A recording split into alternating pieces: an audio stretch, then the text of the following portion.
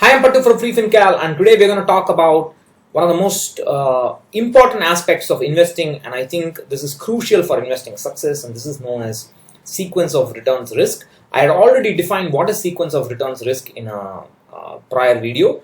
Today we will see how that works in action when we actually are planning for our target corpus and when we are actually taking the target corpus or taking some target corpus and generating income from it.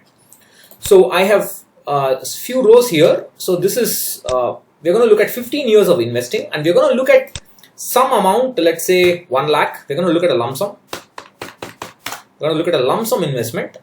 What I'm going to say will not work exactly for systematic investment planning, but the idea is similar, but the math will not exactly check out. So in order to give you a simpler example, I'm taking a lump sum investment. Now what I'm assuming here is that I'm assuming that this lump sum after 15 years of investing would have given me an annualized return of 10%. However, when I actually sit down and calculate what the expected corpus will be at 10% annualized return, I have to pretty much assume that every year the return is 10%, and that's an assumption. Of course, the whole point of this video is to show you that this assumption is in real life is very wrong, and how it affects the way we invest. Sometimes it affects the way we invest emotionally, psychologically, and sometimes both mathematically and emotionally. So let's do, that's exactly what we need to do. So we're going to calculate the year-end corpus of this 1 lakh. We'll take this 1 lakh and then take this, and that's the assumed return. After 1 year, it will be that, and then after 1 more year, it will be this into 1 plus that amount, right? And then we're going to copy this down. Boom. And so after 15 years, the amount of 1 lakh at 10% annualized return would have grown to 4 lakh and 17,000.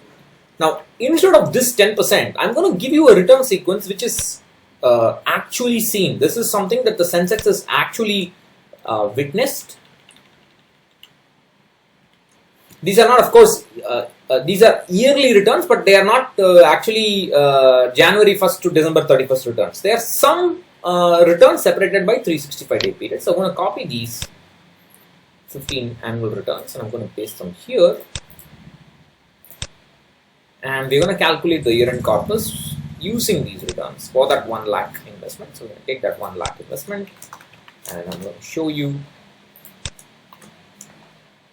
That's after 1 year, and then, sorry, after 1 more year, becomes that, and then, now notice what is happening here.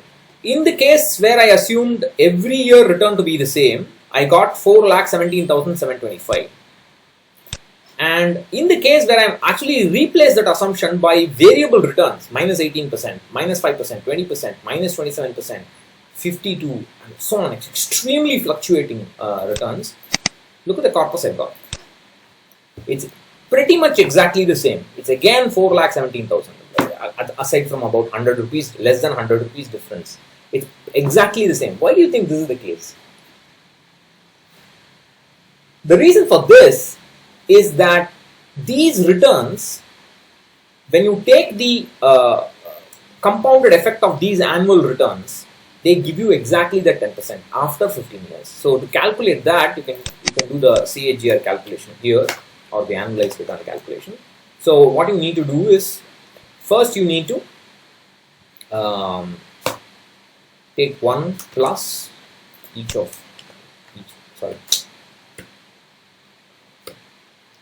take 1 plus that, and then you need to copy that down for 15 years. So again, so I've taken 1 plus this, 1 plus that. So now I have to take the product of all this column. Product of all these guys.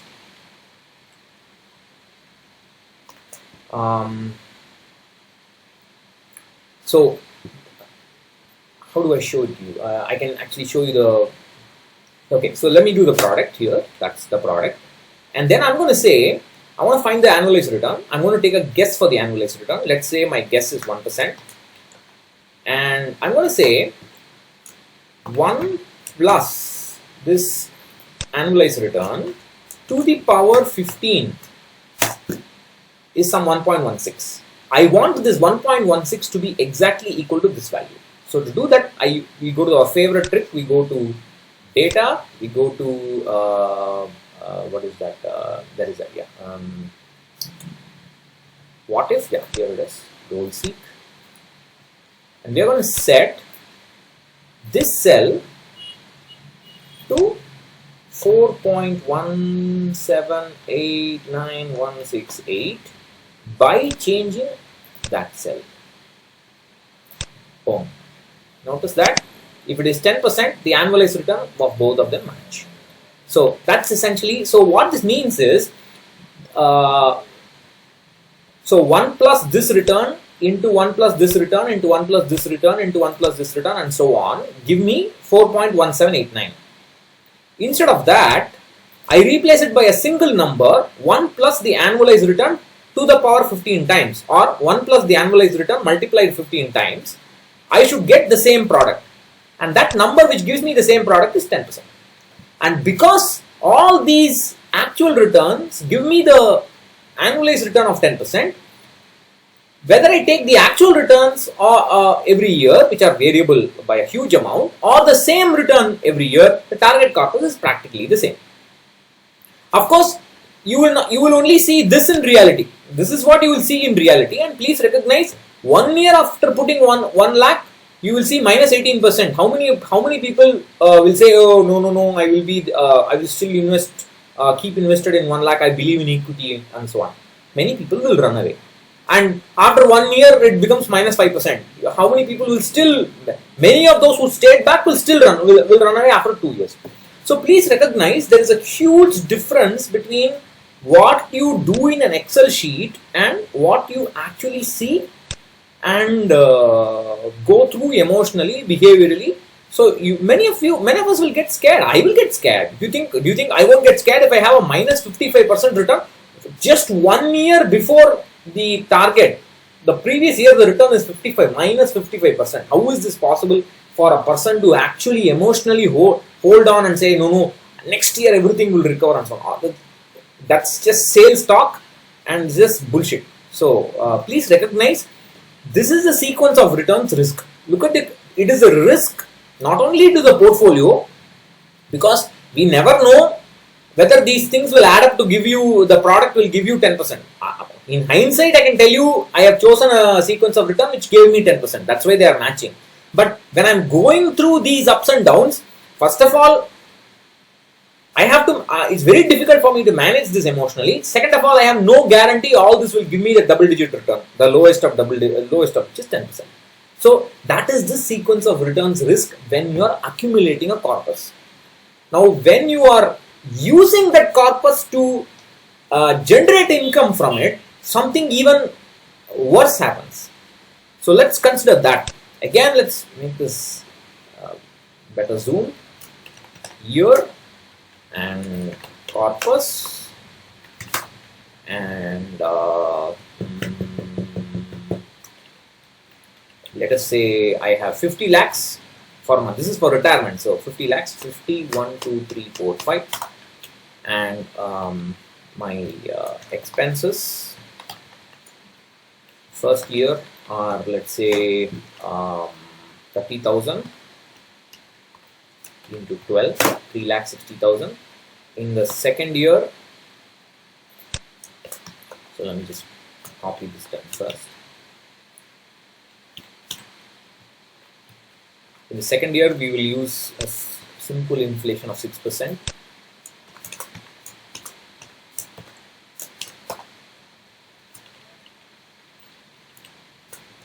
Those are inflation numbers.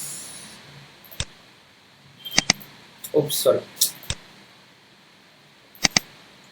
Yeah, that's in expenses and year. assumed return. So this is, we are going to assume a return from the portfolio by managing that 50 lakhs as 10%. It's only an example. You can say 10% is huge and so on, but there are many people who do even worse than this with real clients. So I think 10% is all right, just for illustration. Now I'm going to show you the year-end corpus. The year-end corpus again means, so what I will do is, I will take this 50 lakhs, remove the amount necessary for that year's expense at the start of the year, then the remainder of the amount will grow at that 10% and the year-end corpus will be that much. Then in the second year, I will take this year-end corpus, subtract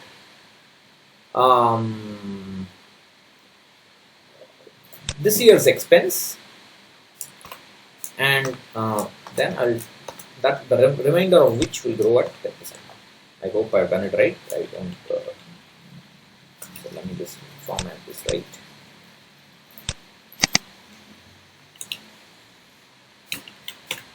Yeah, and that's it. Now notice that 50 lakhs, which you had at the start of the first year, at the end of the 15th year becomes 32 lakhs 57,000. This is okay. I've taken only 15 years. Of course, that's too short a time for retirement considerations, unless the person is pretty much like 75 or 80-year-old at the time. Other than that, it's just an illustration, so don't worry too much about it. Now let's take actual returns.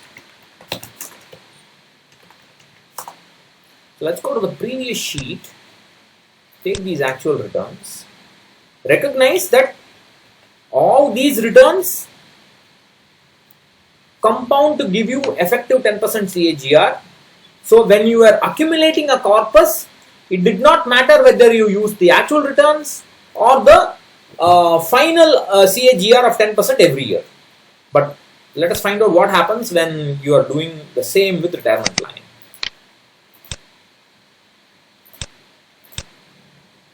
So now let us calculate year-end corpus.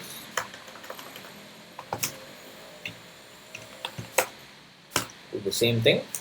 I'll take this 50 lakhs, subtract out the year's expenses into 1 plus this return, and then do the same thing. Take that year, subtract out that year's expense, and plus that year's return. Now notice what has happened.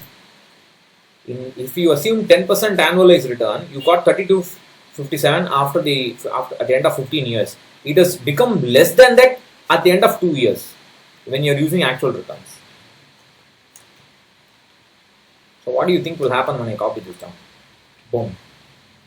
Notice all this is negative. That means the corpus is already gone. It's negative. So this is an imaginary number, which means at the end of 8 years, you have basically run out of money. But please remember, these are actual return sequences which compound to give you 10% return. And if I use 10% every year, the money would have lasted for 15 years and you still would have got 32 lakhs.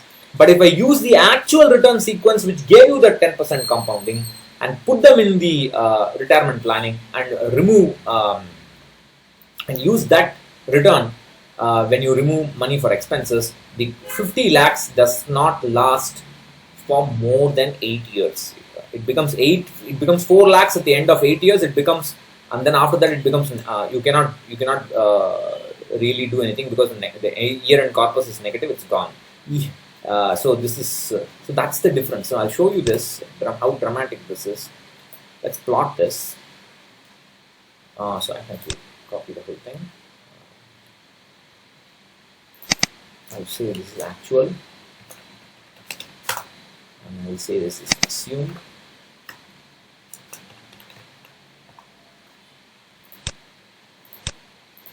So let's try and plot this. I hope it comes out well. You can see that. That's the assumed assumed corpus is more or less okay. I think I should get rid of the negative things. Doesn't make any sense. Yeah. So that's much better. So the assumed corpus starts at 50 lakhs. And then it drops off only to about 32 lakhs. But the actual corpus, look at how fast it drops off because of the sequence of returns. That is the actual risk. And people, especially early retirees, never understand what sequence of returns means. They assume they will get 2% above inflation and so on. They read all sort of nonsense blogs and make such assumptions. Please recognize